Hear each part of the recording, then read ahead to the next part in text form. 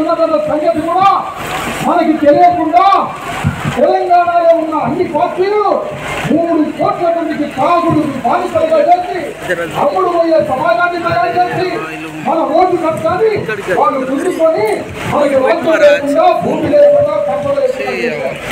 అందుకనే ఈ రాష్ట్రం నిర్మాణం కావాలంటే మన ఓటు అనే ఆయుధాన్ని వాడాలి. మన ఓటు లేకుండా ఎవరికి రాజ్యం రాదు. కానీ ఈరోజు మన ఓటుతో మన రాజ్యం తెచ్చుకోవడానికే ఈ స్వరాజ్య పాదయాత్ర బయలుదేరినట్టు తెలియజేస్తున్నాను. నేను అడుగుతున్నానయ్యా, మనం 50 సంవత్సరాలు ఆంధ్ర వాళ్ళు దోపిడీ చేశారే తెలంగాణని. వాళ్ళు తెలంగాణ దొరల రాజ్యం ఆంధ్ర వాళ్ళు నిలబెట్టి బ్రిటిష్ వాళ్ళు దోపిడీ చేశారని ఈ దేశ పరిపాలకులు అగ్రవర్ణాలు రాజ్యం తెచ్చుకున్నారు. మరి మనల్ని 2000 సంవత్సరాలుగా దోపిడీ చేస్తున్న ఈ అగ్రవర్ణాల రాజ్యాన్ని దించి తెలంగాణ గడ్డ మీద మన రాజ్యం తెచ్చుకోవాలి. ఈ స్వరాజ్య పాదయాత్ర 10,000 కిలోమీటర్ల పాదయాత్ర బయలుదేరినట్టు తెలియజేస్తున్నాను. ఎందుకంటే ఈ గడ్డ మీద రాజ్యం స్థాపించాలి.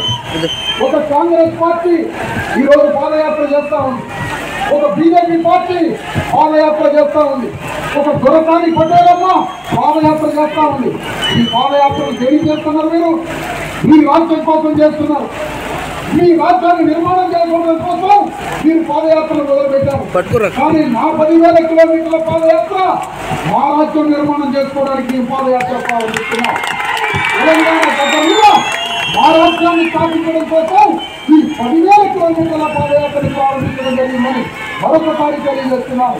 అందుకనే ఈ రాజ్యం మాది, ఈ భూమి మాది, ఈ సంపద మాది. సూర్యకిరణాలు ఎవరి సొత్తు కాదు, చంద్రుడు వెన్నెల ఎవరి సొత్తు కాదు, ఈ ప్రకృతి ఎవరి సొత్తు కాదు, ఈ భూమి ఎవరి సొత్తు కాదు, ఈ